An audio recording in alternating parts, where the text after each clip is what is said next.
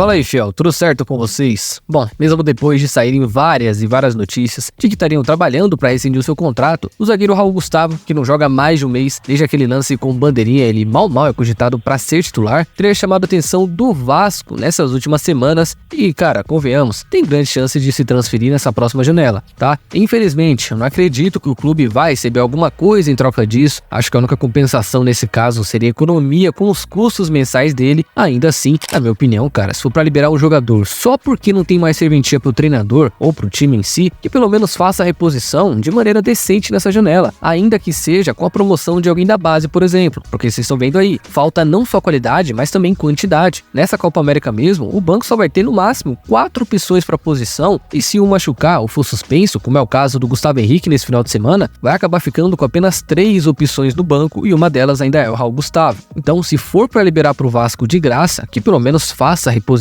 seja com alguém da base, seja trazendo alguém nessa janela, porque não é nem que falta qualidade, tá começando a faltar quantidade mesmo, certo? Bom, e se tá ruim pra você, amigão, imagina pro Corinthians que ainda vai ter que pagar 3 milhões de reais pro Cássio. Pois é, a Gazeta Esportiva diz que o clube assumiu a dívida com o goleiro referente a FGTS, 13º, férias, né? Essas coisas de CLT. Ficou acordado que o clube vai pagar tudo isso em 12 prestações ao longo do ano, enquanto o Cruzeiro, que contratou o cara no mesmo instante que ele saiu, não vai pagar nada. Literalmente liberaram o cara cedo, a contragosto do treinador, e ainda vão assumir uma dívida que o Cruzeiro poderia muito bem ter pago pro Cássio sair mais cedo, né? É realmente uma várzea. Não tem como achar normal uma coisa dessas, sendo que o presidente ainda falou que tava tudo certo. Ele veio a público, respondeu a pergunta do jornalista olhando no olho do cara, dizendo que não, podem ficar tranquilos que tudo com o Cássio já está quitado direitinho. Aí você vai lá e vê uma coisa dessas semanas depois. E isso sem falar dos 7 milhões de reais que o Corinthians ainda deve pro Carlos Leite, que era ou ainda é o empresário do Cássio, né? E tá processando o clube na justiça, pedindo cerca de 62 milhões referentes a vários negócios aí que o clube deixou de pagar. Enfim, que coisa, não? Bom, de volta a uma fase muito boa no Corinthians, Yuri Alberto, que curiosamente se tornou o primeiro jogador no século XXI a marcar 40 gols no Brasileirão. De acordo com informações de fora do jornalista Di Marzio, o Bologna da Itália estaria interessado em sua contratação, visando repor um jogador que ainda não saiu de seu elenco, mas que eles acreditam que vá para o Milan nessa próxima janela. E o Bologna, por sinal, pode parecer um time pequeno, que realmente é, mas estão indo para Champions nessa próxima temporada, já que pegaram a última vaga do campeonato italiano.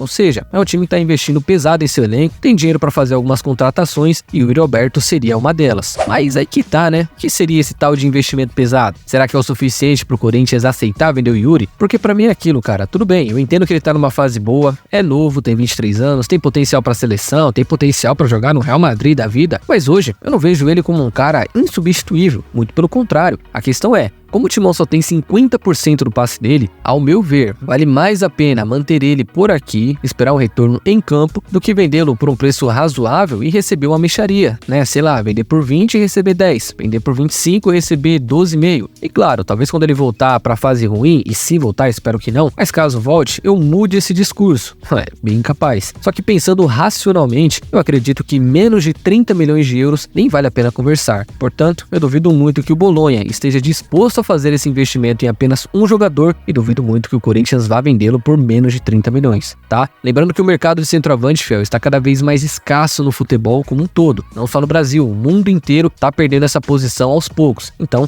a tendência é valorizar aqueles que já estão em atividade, principalmente aqueles mais novos. Enfim, vou esperar pra ver, mas não boto muita fé no negócio não, tá?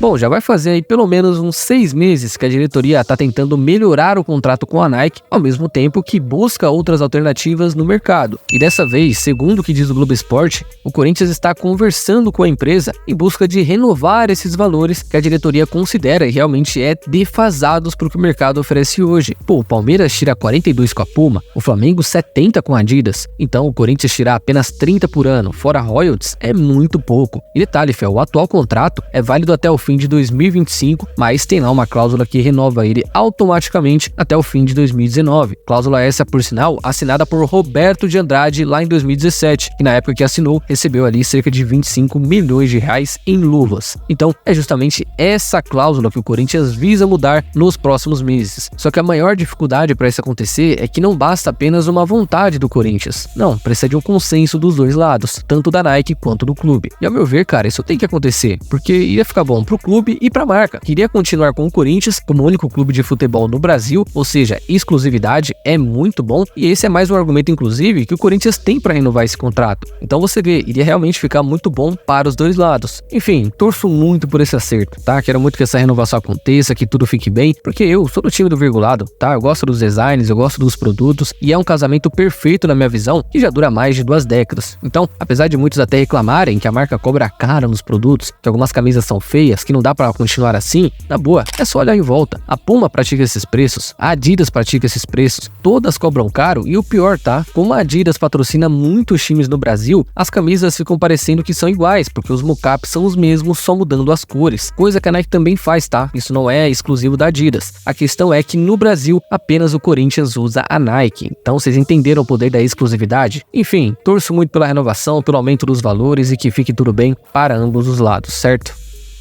E o Corinthians, que vai ser investigado pela polícia finalmente, hein? Olha, alguém lá de cima finalmente ouviu os corintianos, porque de acordo com o Pretzel, jornalista da Boquinha Torta, mais da informação precisa, a Polícia Civil estaria investigando as 2 últimas gestões do Corinthians, no caso do Duílio 21-23 e Andrés 18-20, por suspeita de lavagem de dinheiro. Pois é, quem poderia imaginar, né? Só foi saírem do poder que alguma coisa começou a feder. Inclusive, olha que grande dia para renovação e transparência. O perfil Blog do Macedo, que é um excelente jornalista dos bastidores ali do Parque São Jorge, divulgou ontem um suposto esquema, e falo suposto para não tomar processo, então um suposto esquema de notas frias no Corinthians, onde basicamente a diretoria do clube hoje encontrou uma nota fiscal de um restaurante lá de Guaianazes, da zona leste de São Paulo, do dia 22/11 do ano passado, dias antes da eleição, com um pequeno valor de consumo, filho, no valor de R$ 7.320.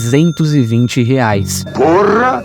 Tudo isso? Em detalhe, aquele que consumiu obviamente não foi identificado, mas o pagamento foi feito em dinheiro. Nossa, mas quem poderia imaginar? E para quem não entendeu, né, o esquema disso aí consiste basicamente em você emitir uma nota falsa para o sujeito lavar aquele dinheiro que veio de não sei onde, tá? Justamente o que a polícia está investigando dessas gestões passadas. Enfim, também não vou me aprofundar muito no tema, porque a nota já diz tudo, mas alguém aí duvida que exista só isso, apenas essa nota, apenas esse esquema? É lógico que vão encontrar coisa, e isso, cara, apesar de me dar um certo receio, me dá um conforto também, que no final os culpados vão ser pegos e vão pagar pelo que fizeram. E não é querendo apontar nomes, não é querendo ser direto com ninguém, mas tem gente aí que adora se gaba há anos, que foi acusado de tudo quanto é coisa e nunca encontraram nada. Quero ver escapar agora, filhão. É, a justiça tarda, mas não falha, certo? Então, fiel, é isso por hoje. E antes de vocês saírem do vídeo, não se esqueça de deixar a curtida e se inscrever no canal, que já vai estar me ajudando demais e vai contribuir para mais vídeos por aqui, certo? Espero vocês numa próxima, tamo junto e vai, Corinthians!